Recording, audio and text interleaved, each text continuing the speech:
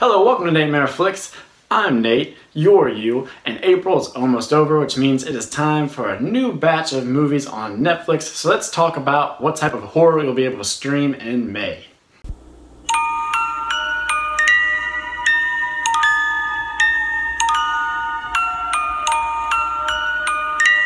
First up is a Netflix original called Into the Night. Now the premise of Into the Night is a plane full of passengers and workers must try to outrace the sun.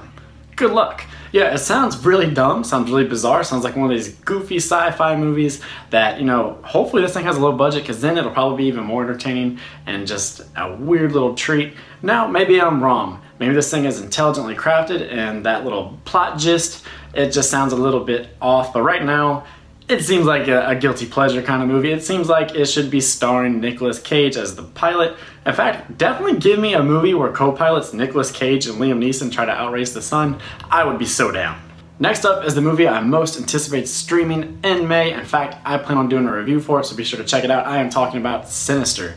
If you have not seen Sinister, this movie, it has some of the most effective use of found footage that I have seen in a very long time. The direction by Scott Derrickson is very effective. They take on a lot of familiar horror tropes in this movie, but I just think they execute them at a notch most movies do not nowadays.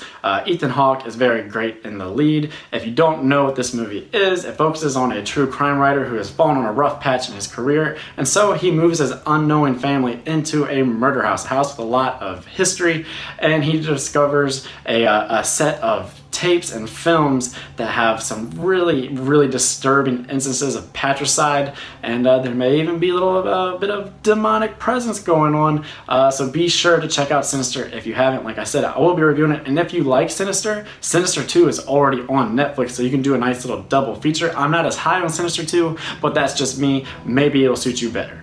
In May, Netflix will also be adding 3 Underworld movies.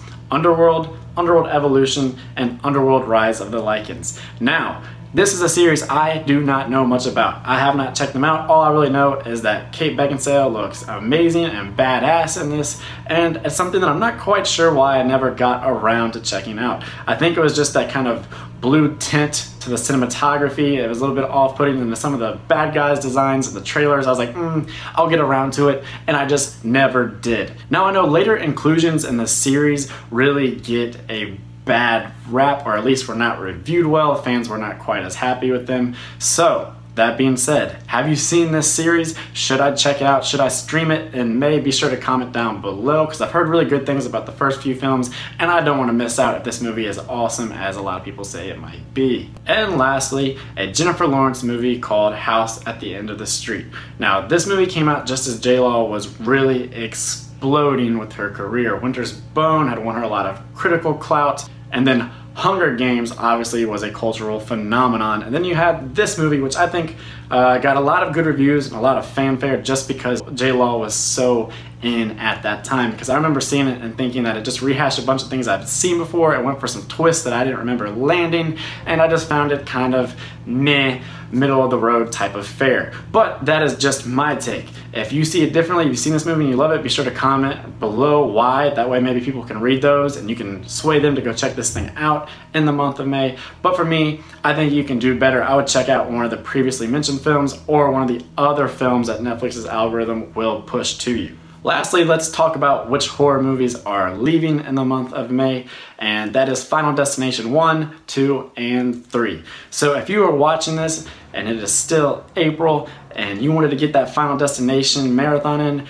go for it now, seize the day, because this is your last chance. I myself might have to do that, at least watch 1 or 2 of them, because these movies are a ton of fun. Carnage galore, just kind of a sit back and enjoy joyride type of thing. If you haven't seen Final Destination, where you been? What you been doing? Definitely get on these before they leave Netflix. You will not regret it. But that is it, guys. So which of these Netflix movies are you most looking forward to seeing? And like I said, I will be reviewing Sinister, so be sure to check that out in the coming days. But you guys have a fantastic day. I'm Nate for Nate Flicksing. That's a wrap.